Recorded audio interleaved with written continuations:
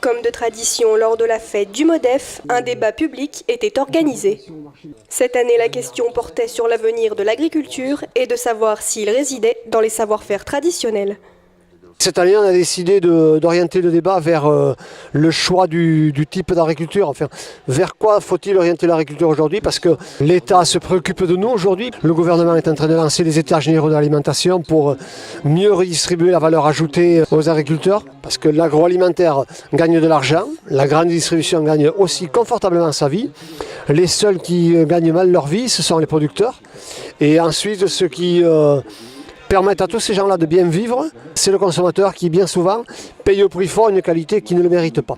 Et alors, notre objectif aujourd'hui dans ce débat, c'est de démontrer qu'au travers des savoir-faire traditionnels, des modes de production soucieux du bien-être animal, soucieux aussi du bien-être du producteur, d'éviter de travailler dans le stress parce qu'on a des investissements énormes sur le dos, parce qu'il faut faire des cadences, parce que c'est toujours plus, toujours plus, toujours plus.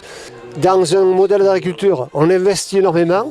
Dans le modèle d'agriculture que l'on veut promouvoir, nous, on s'investit, c'est-à-dire qu'il y a un peu plus de travail manuel, mais qu'en contrepartie, la rémunération est meilleure et la satisfaction d'avoir bien travaillé, ça vaut aussi son pesant de cacahuètes. Pour aider à animer ce débat, Arnaud Cachenot, fondateur de l'AOP Osso-Iraty, était venu apporter son point de vue sur la question. J'ai été invité à ce débat-là pour expliquer un peu comment une production de lait de brebis qui existait depuis longtemps a dû se remettre en cause sur le produit qu'on faisait, puisque au départ nos parents étaient des producteurs de lait pour l'industrie du Roquefort.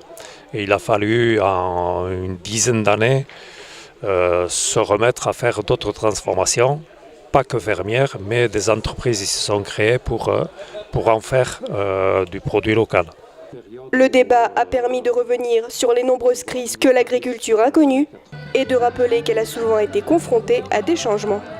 Je crois qu'en milieu agricole, contrairement à ce qu'on nous a appris quand on était en formation théorique, c'était d'apprendre à produire. Mais on ne nous a jamais appris à produire de la matière de consommation directe. Quand on a commencé en 1977 à transformer à la ferme, on nous a dit que c'était un retour en arrière. Ça rappelait les souvenirs de nos parents ou de nos arrière-grands-parents qui faisaient à la ferme du fromage pour leur consommation personnelle. Donc il a fallu rompre avec cette façon de voir pour essayer d'engager un maximum d'exploitation. Les 4 ou 5 personnes qui ont témoigné de ce qu'ils font dans l'innovation, je pense que c'est très intéressant et ce n'est que très positif pour tout le monde. Ça va faire son chemin.